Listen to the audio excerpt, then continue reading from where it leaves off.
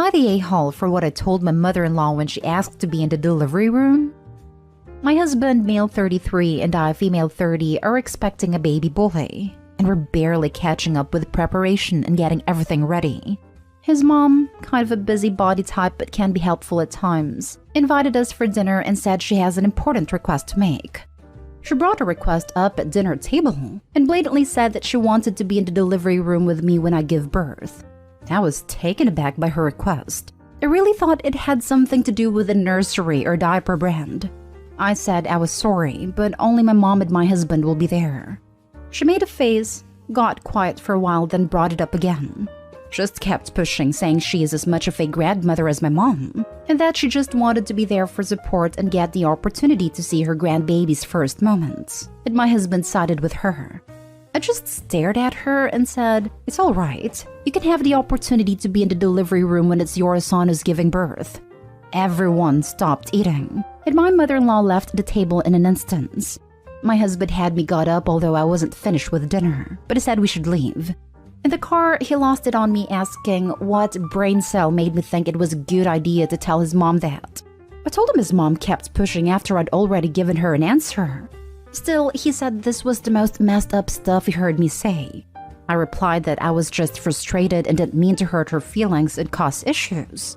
He argued that if I don't want issues, then I should stop making things difficult and just say yes to his mom's request.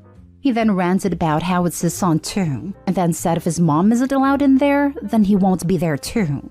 Now, I don't know if he really meant this or just said it in the heat of the moment, but it had me fuming. He's been ignoring me when I try to talk to him and act like I'm not in the room. I think I might have gone too far and created tension by responding inappropriately. Am I the a-hole? Edit. There has been some tension between me, my husband, and his family lately, and this probably blew up because of built-up resentment. Now for the top comments. Not the a-hole. Actually, what you said makes sense as we're talking about your body here. The reality is that your mother-in-law just did you a favor here, because your husband siding with her is showing issues in your marriage and the difficulties you're going to face when it comes to decisions about your pregnancy or your child. I would tell him that if he doesn't come into the delivery room when I give birth, and if he's not supportive of my decision concerning my body, our marriage will be over, and he shouldn't bother coming to the hospital at all, because he will have to wait until I go back to my parents to meet our son. Go see a lawyer to prepare for a divorce just in case, and try to get an appointment with a therapist to help you through all of it. This. Opie needs to prepare herself for the worst outcome. Mother-in-law literally ambushed her by making that request in front of everyone and not taking no as an answer. There are a million reasons to why Opie just wants her mother and husband in the delivery room. Her husband is behaving like a mama's boy and probably thinks that throwing a tantrum like, "If she's not there, I won't be there as well," will make Opie change her stance. This can become a bigger problem in the future with other parenting decisions at stake. I agree with your advice. Opie should seek a lawyer and be prepared. They want to play like kids, but someone needs to remind them all that no means no, and actions required consequences. Not to mention, I believe that the husband set this up. He was way too quick to defend his mother and insist Opie give in to her request at dinner. Next story. Am I the a-hole for wanting to move my husband into a home on his dime? I, 48 female, married my husband, 66 male, 23 years ago. Yes, there was a large age gap. He had a wife and children, and he left her for me. There were problems in that marriage that I won't touch on, and he and I have been happy.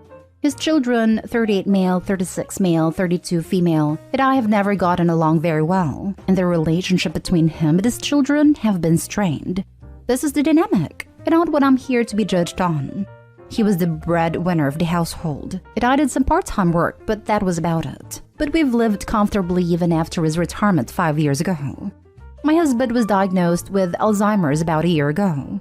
He's been getting worse very quickly, and while I've done my best, his care is becoming too much for me to the point where I've made a difficult decision that I cannot provide what is needed. I've looked through a lot of options, and I've chosen to move him into a home with specialized care for his condition. I did tell his children, who knew of his diagnosis, about my choice since I felt they had a right to know. Now they're furious with me, claiming it's unfair for me to do that, telling me that I wrecked their home only to not keep my marriage vows of in sickness and in health to him, and saying that I've always been a gold digger and my choice to use his money to send him away proves that. Obviously it hurt. I vented to a friend of mine who told me that she did think it was cold of me to stop caring for him, as he will most likely decline more rapidly. Now I'm starting to feel bad for the choice I've made. My friend suggested that I should make the commitment of taking a class or something to learn how to care for him. It agreed with his children that I signed up for this when I got with a married man. Am I the a-hole for wanting to move my husband into a care home? Edit. For more information regarding finances, I'm using his money to ensure he gets the best care possible, because insurance will not cover everything. Even if I went back to work, I would not make enough on my own. I'd like to say that I'm all on my own regarding care for him. The children will not see him, nor will they be involved, because the relationship is strained due to the divorce and remarriage. Some people do not like that I did not include a paragraph explaining how much I love my husband and how I personally feel towards the children and him and the situation. I chose to respect the word count and to try to be as objective as possible. I've been happily married for nearly 25 years, and he truly is the love of my life. I want to care for him, but I cannot provide the 24/7 care necessary, and the layout of our house is not suitable for him. So it's been determined that it's easier on him to deal with a full-time transition team at a home than it is to move him with me and then try to tackle his regression and messed up routine. I also had questions of why I haven't looked into other options or if I spoke to the doctors. We had a very terrifying elopement incident which ended in some violence towards emergency services. That has really triggered this move to a care home. I'm looking for the best possible care for him, and the doctors have been wonderful in support and assistance. They have assured me that I am not abandoning him by getting him the care he needs. People ask, will I visit? The answer is that if COVID policies permit, the answer is yes. I will make it a point to visit often until it is no longer helpful, which I have been warned can happen. Finally, to everyone who has shared their personal experience caring for someone in a similar condition, thank you very much, and my heart goes out to each and every one of you. You are in my thoughts and prayers. I'm sorry that I cannot reply to everyone. This is beyond the scope of the sub. Advice from your husband's doctors and Alzheimer's support groups would be a better source of information for making a decision like this. Involving his children in the discussion would probably help them understand and accept your choice, but it's still your choice. I've tried to involve them where I can, but because of how the first marriage ended and everything, there has always been a strain and resentment there. They've never really looked at him the same way for it, especially the oldest. They want nothing to do with it and claim that since I married him, it's my responsibility. His care has been put entirely on me, and I'm honestly at the point where I cannot do what I need to. I even quit the part-time job that I had at the time. I do love him and I want him to be home, but the doctors agreed that if it gets to be too much, he needs help. Opie, get a full-time job. Those kids may have opinions, but they're not going to support you when you're old. To all the people calling Opie a gold digger, it is incredibly expensive to pay for a long-term care for an Alzheimer's patient. It is also extraordinarily difficult for one person alone to care for someone like this at home. Opie is not the a-hole. She's paying out thousands and thousands of dollars to the care facility every year to make sure her husband is clean, fed, given therapy, and is monitored 24/7 to keep him safe. I wonder if the husband's adult children are upset that any potential inheritance they might have had is going towards their father's care. Also, the people who want to throw in sickness and health in Opie's face are not understanding it is close to impossible for one person to monitor and provide adequate care for an Alzheimer's patient. Opie made the most expensive but safest choice for her husband. Next story is titled, Am I the a-hole for telling my girlfriend that yes, the gym is more important to me than her and her daughter? I, 32 male, have been dating my girlfriend, 29 female, for about 18 months, and she has the cutest little 4-year-old daughter from a previous relationship. As our relationship has progressed, I've been spending more and more time at my girlfriend's place to the point that I've all but moved in with them. This is mostly just because it's logistically easier for me to go to her place since she has a kid and I don't. I work from 4:30 p.m. to 2:30 a.m. I get to bed by 4 a.m. and then wake up around noon. And then on most days, head off to the gym and spend about 2 hours there total. I like to work out. It makes me feel good, keeps me healthy, and I also consider it a professional responsibility to stay in shape. Working 10-hour shifts means that I don't have a ton of time in between shifts, but that I also have more days off than most working people. This was never a problem until I, basically, moved in with my girlfriend. Suddenly, lately, when I wake up and try to head off to gym, she's all, "Oh, it's all about you, huh?" Or, "You only care about doing what you need to do." Daughter doesn't understand why you are leaving and why you don't want to spend time with us. The last time, things came to a head. When my girlfriend started objecting to my going to the gym, I told her, "I'll see you and daughter for a little bit before I go off to work. And then tomorrow I'm off and don't have a workout scheduled, so we'll have the whole day together. But I have to get my workout in today. It's a priority." She then responded, "So the gym is a priority, but me and daughter aren't? If you want to be part of this family, it's not all about you anymore. So what's more important to you, the gym or us?" I responded, "Well, if you're going to force me to choose instead of making room for something that you know is important to me, then I guess I have to choose the gym." I then left. I'm sitting in my own apartment now. Things may be over. In fairness, I should note that she wasn't insisting that I never go to the gym again. She just wanted to renegotiate my schedule. But I was unwilling because I felt as if that would get in the way of my goals. Am I the a-hole? Now for the top comments. You're the a-hole. Not for prioritizing the gym so much, but for basically moving into her home when you weren't serious about her. It's hard on kids to have parental-type figures come and go a lot. Makes their lives less secure. Don't jerk kids around. In what way did he show he wasn't serious? In what way did he jerk kids around? By going to the gym?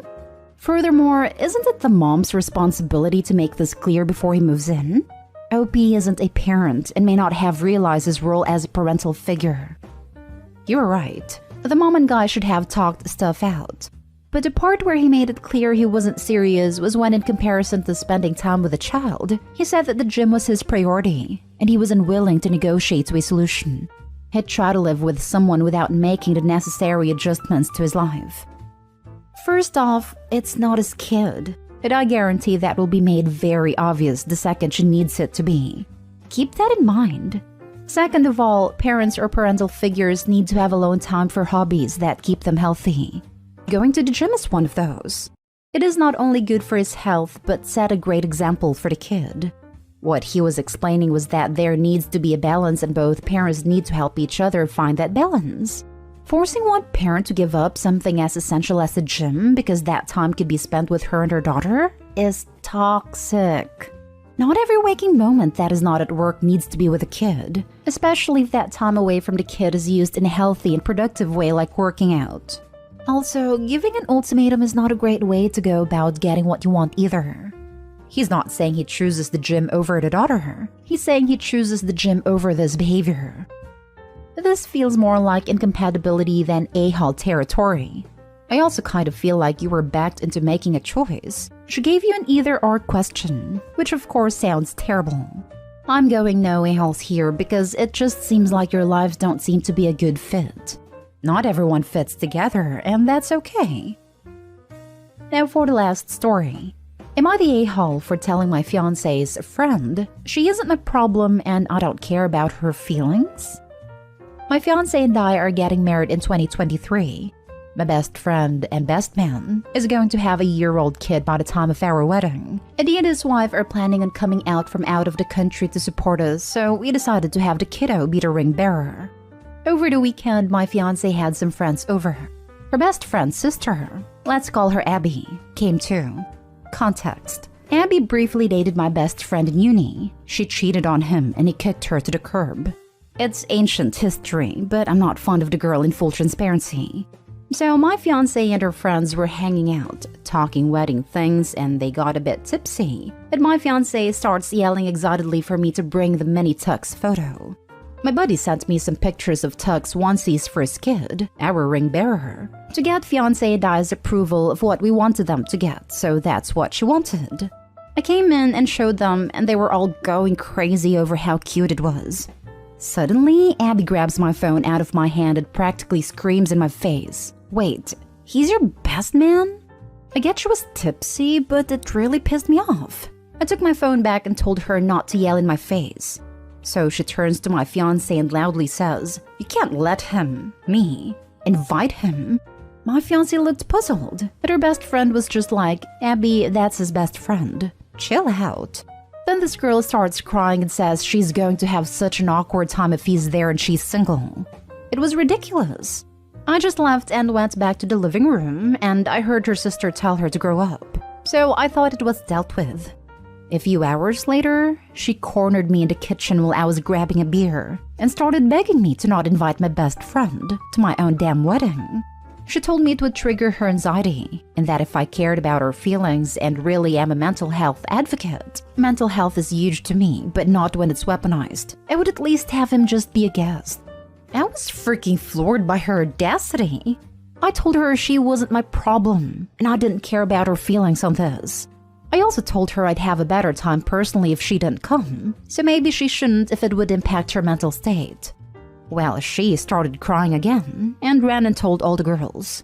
My fiancé says she doesn't think I did the wrong thing necessarily, but that I didn't need to be so harsh. Some of the other girls gave me dirty looks as they were leaving. I've been feeling guilty because usually I wouldn't speak to someone like that, but I felt she was really crossing a line. Am I the a-hole? Not the a-hole. How entitled is she? Your fiancé's best friend's sister is trying to dictate who you have as best man? Seriously, that is messed up. I think you handled it absolutely brilliantly. You were clear, concise, and polite until she went too far. She crossed the line and you stood firm. That's a great comment. Same thinking for me. My man, it's your wedding. Your wedding.